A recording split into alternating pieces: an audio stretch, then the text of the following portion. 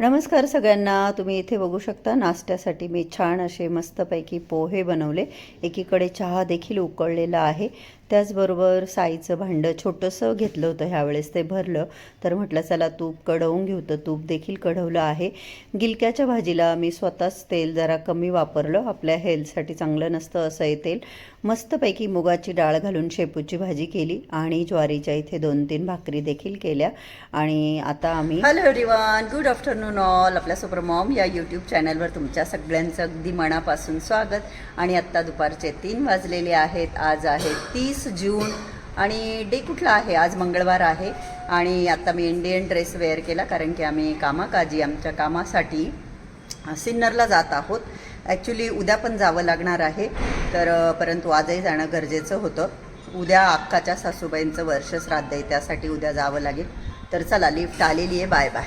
आणि आम्ही इथे आमच्या सिन्नरच्या प्रोजेक्टवर आलो होतो. आधी थोडं इथे काम होतं ते केलं आणि अजून 1-2 कामं बाकी आहेत, ते करून मग आम्ही जाऊ. हा बघा बघा, हा आपला शेरू बघा किती असा उलटा होऊन झोपलाय. टिनू हा बघ कसा झोपला. उलटा झोपलाय, चक्क बाहेर जायसाठी रडत होता, म्हणून मी त्याला बाल्कनीत घेऊन आले. तर हे बघा असं झोपी गेला. बाल्कनीत छान हवा लागते ना, मस्त झोपलाय. काय चाललंय तुझं? टाइमपास. म्हणजे मी गेल्यापासून काय करत होते?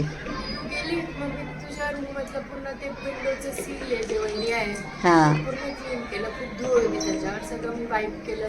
धूळ यांनी का केलं बाई? ते मी पुसत असते ना सकाळी.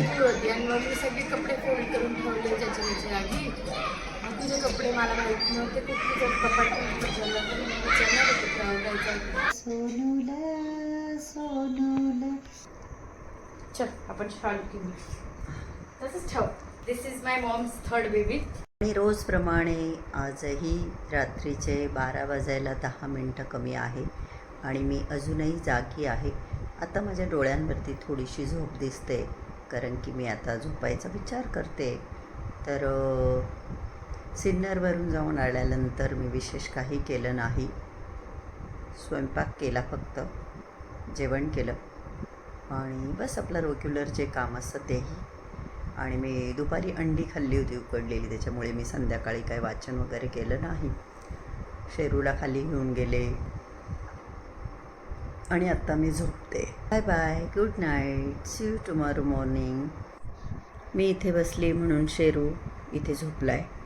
करीनाचे कान बंद आहे, नाही उघडे. करीना पण इथे झोपली. येते का झोपायला आता? 12 वाजले. चल ना, तुझी ग्रीन टी थंड होते. By the way, green tea थंड होऊन चालली. नाही, थंड झाली आहे खूप आता. ही झोपताना अशी ग्रीन टी पिते. कडू कडू हनी टाकलंय का तर? कृष्णाय वासुदेवाय हरये परमात्मने प्रणतक्लेशनाशाय गोविंदाय नमो नमः. करचरं कृतं वा कायजं कर्मजं वा श्रवणनयनजं वा मानसं वा पराधं विहितं वा सर्वमेतत्क्षमस्व. जय जय करुणाब्धे श्रीमहादेव शंभो, त्वमेव माता च पिता. Hello everyone, good morning all. आपल्या सुपर मॉम या यूट्यूब चॅनलवर तुमच्या सगळ्यांचं अगदी मनापासून स्वागत. आणि आज बुधवार आहे आणि तारीख आज 1 जुलै आहे आणि बाहेर सकाळपासून आज पाऊस चालू आहे. खूप धोधो नाही, परंतु थोडा थोडा पाऊस चालू आहे. आणि आता 11 वाजले आणि 11 वाजता मी अशी साडी वगैरे घालून साडी घातली आहे. बाकी आवरलं आहे, म्हणजे आंघोळ वगैरे झाली, साडी घातली. साडी याच्यासाठी घातली की मी सिन्नरला जात आहे. सिन्नरला कशासाठी चालले? तर माझी जी बहीण आहे बबला अक्का, सगळ्यात मोठी, तुम्ही तिला ओळखता, अक्काबाई आपली. तर तिच्या सासूबाईंचं वर्षश्राद्ध आहे, पहिलं वर्षश्राद्ध. तर प्रशांतजी तर असं जातातच आणि ते गेले असते तरी चाललं असतं, परंतु मी म्हटलं आहे आपण इथे, अशी आपली गाडी जातेच आहे, तर चला आपणही जाऊ. तर म्हणून मग मी आता वर्षश्राद्धाच्या कार्यक्रमाला जाणार आहे. चहा उकळत ठेवला आहे, आता देवांची पूजा करून घेते आणि मग आम्ही निघतो 11:30 पर्यंत.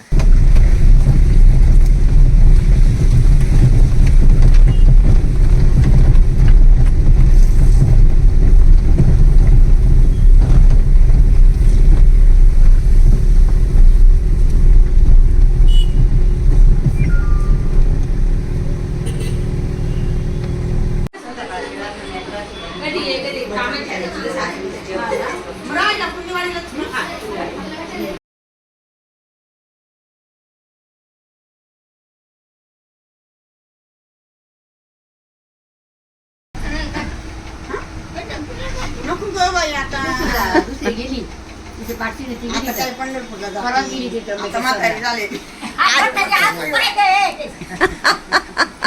आजी ओ आजी तुम्ही पायी पंढरपूरला गेलाय कधी हा, भरपूर वेळेस. किती वेळेस गेलाय हा का मला पण जायचंय पुढच्या वर्षी जाईल आता मी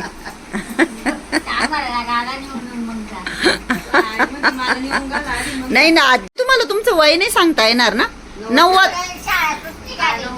शाळेत गेलेच नाही का तुम्ही 90 असेल आई तुझ्या कोण लागता ह्या आजी आत्या लागता का ह्या हा तुम्ही शाळेत गेलेच नाही आजी आणि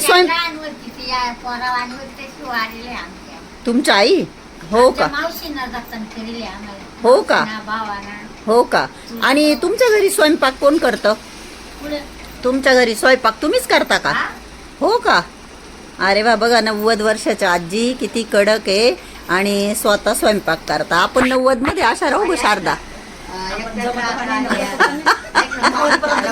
मला 60 क्रॉस नाही करायचं म्हणजे देवानी तसं आत्ता न्यावं पण 60 क्रॉस नाही करायचे एकटं राहत्या आणि पहाटे उठून 4ला थंड पाण्यात आंघोळ करतात. हो का बापरे बघा एकट्या राहता थंड पाण्याने पहाटे 4ला उठून आंघोळी करता आणि मी एक आळशी 8 वाजेपर्यंत उठत नाही आणि आजकालचे मुलं तर 10 वाजेपर्यंत उठत नाही जर कॉलेज वगैरे काही नसलं तर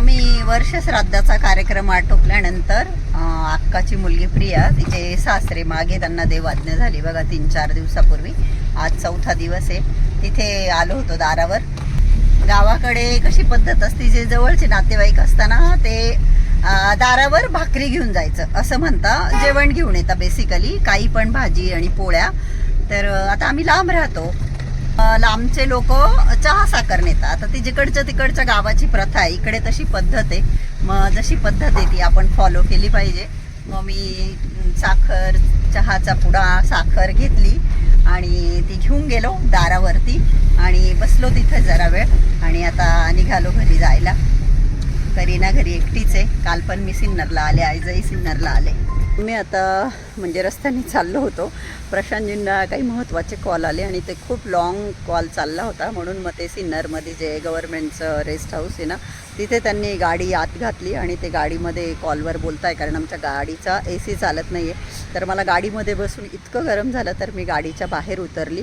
तर आता मी जसं की मी म्हटलं बबला अक्काच्या सासूबाईंचं श्राद्ध होतं प्लस बबला अक्काच्या मुलीचे सासरे वारले 4 दिवसापूर्वी तर तिथे पण आम्ही दारावर जाऊन आलो तर श्राद्धाच्या ठिकाणी आता कसं मंदिर विठ्ठल मंदिर आहे गावठ्यावर त्या मंदिरामध्ये कार्यक्रम होता तर कीर्तन प्रवचन ठेवलेलं होतं पण आम्ही आलो तोपर्यंत प्रवचन संपून गेलं होतं तर मग अक्का खूप आग्रह करत होती जेवण करा आता माझं ऑपरेशन झालं आहे मला खाली बसायचं नाही पण मग अक्काची पुतणी तिने पूनम नाव आहे तिचं नाही पूनम नाही लहानीचं नाव वेगळं काहीतरी आहे ती बिचारी एवढ्या गर्दीमध्ये स्टूल घेऊन आली आणि मला स्टीलच्या आता स्टूलवर बसल्यावर पत्रवळी तर घेऊन जेवण नाही करू शकत तर ती घरी गेली ताट घेऊन आली मला ताट वाढून दिलं तर मग मी पण जेवण करून घेतलं पण प्रशांतजी तर मला सोडून जरा वेळ थांबून चालले गेले होते मग आता जेव्हा प्रियाच्या घरी गेलो तेव्हा प्रियाचा चालला आग्रह काका जेवण काका जेवण करा उडदाची डाळ केलेली होती प्रशांतजींना उडदाची डाळ आवडते मग दुःख घरी कसं लोक येतात खालच्या घरी सगळे लोक पाहुणे मंडळी बसले होते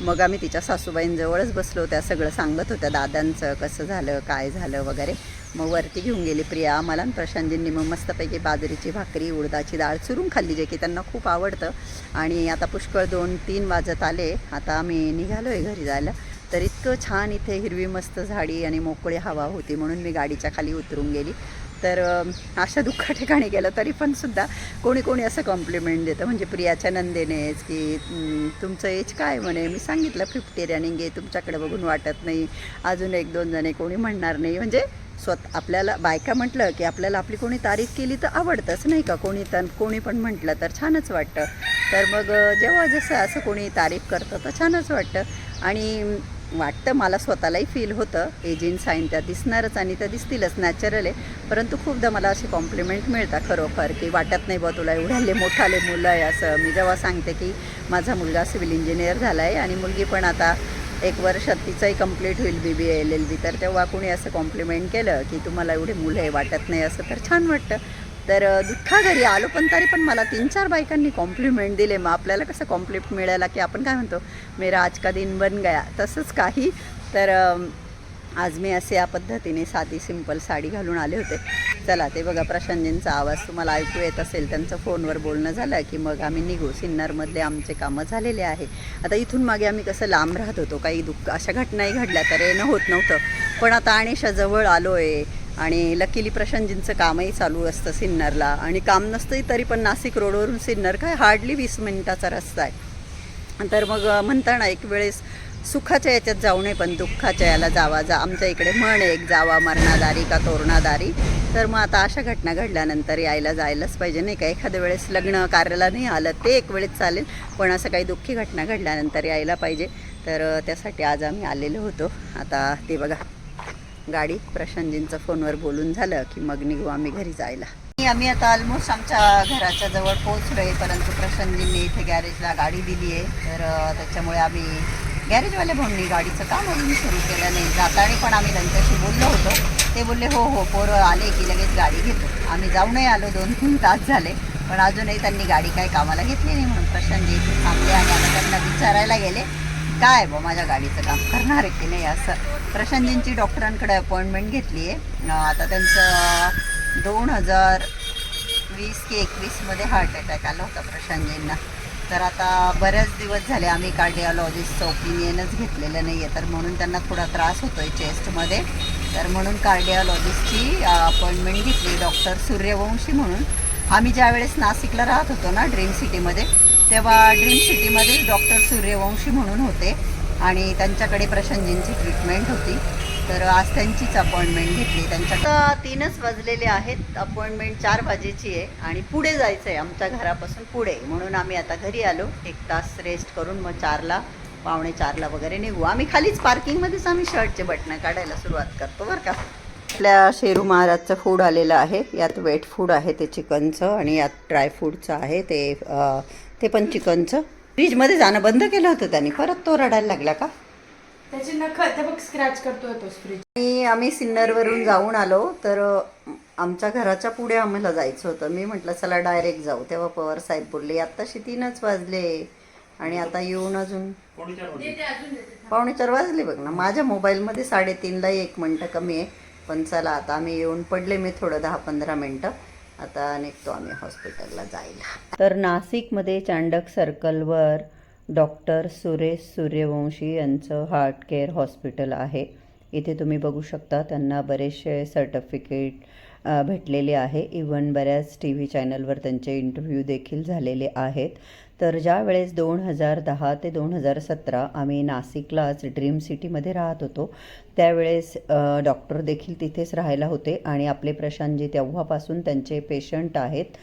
तर त्यांनी प्रशांतजींना खूप रागवलं असंही म्हणू शकतो, कारण की प्रशांतजींची जी लाईफस्टाईल आहे, त्यांचं जे वर्क आहे, त्याच्यामुळे त्यांना जास्त स्ट्रेस येतो आणि जेवण वेळेवर होत नाही. त्यामुळे त्यांची प्रकृती बरीच खराब झाली म्हणजे आपल्याला दिसतं आहे की वजन खूप वाढलं आहे, परंतु BP त्यांचा गेले 8-10 दिवसापासून खूप हाय येतो आहे. तर डॉक्टर बोलले की तुमची फॅमिली हिस्ट्री पण आहे. प्रशांतजींचे आजोबा आणि काका हार्ट अटॅकमुळेच त्यांना देवाज्ञा झाली आहे आणि इवन आमच्या फॅमिलीतले बरेच लोक डॉक्टरांचे पेशंट आहे. त्याच्यामुळे डॉक्टर साहेबांनी प्रशांतजींना खूप समजून सांगितलं की तुम्ही स्ट्रेस नका घेऊ, तुम्ही तुमची लाईफस्टाईल बेटर करा, जेवण वेळेवर करत जा, थोडीफार एक्सरसाइज करा, नाही एक्सरसाइज तर कमीत कमी तुम्ही चाला तरी, हे वाढलेलं वजन तुम्ही कमी करा. हे बघा माझे सासरे पण आहेत, सासूबाई पण आहेत. आता डॉक्टरांनी प्रशांतजींना चेक केल्यानंतर त्यांचा BP खूप हाय येतो एवढ्यात, तर त्यांच्या काही टेस्ट करायच्या आहे, ECG वगैरे, कलर डॉपलर जे काही. तर आता त्या टेस्ट करून घ्यायच्या आहे प्रशांतजींच्या, मग कळेल की नेमकं त्यांच्या हृदयाची कंडिशन कशी आहे. तर प्रशांतजींचं 2D इको, ECG आणि TMT ह्या टेस्ट केल्या. प्लस नेक्स्ट डे म्हणजे आज जेव्हा मी हा व्हिडिओ एडिट करते त्यांचं ब्लड पण दिलं, बऱ्याच सगळ्या टेस्ट करायला लावल्या. आणि माझे सासू सासरे त्यांना आम्ही घेऊन आलो होतो आणि मग ते पण आमच्याबरोबर होते हॉस्पिटलमध्ये. तर इथे प्रशांतजींच्या सगळ्या टेस्ट चालू आहे. त्यांना त्यांच्या लाईफस्टाईलमध्ये बरेचसे चेंजेस करायला लावले, म्हणजे डाएट, एक्सरसाइज आणि मेडिकेशन प्रॉपर वेळेवर घ्यायला लावलं. तर इथे माझे इनलॉज आता त्यांना ओला करून दिली आहे, कारण आता खूप लेट झालं होतं. तर मग ते नंदेच्या घरी चालले आणि त्यांना आम्ही गाडीत बसवल्यानंतर आम्ही पण आमच्या घराच्या दिशेने निघालो. प्रचंड ट्रॅफिक होतं. प्रशांतजी इथे मेडिकलमध्ये मेडिसिन घेत आहे. 8:30 वाजले आणि आम्ही आता 5 मिनिटांमध्ये घरी पोहोचू.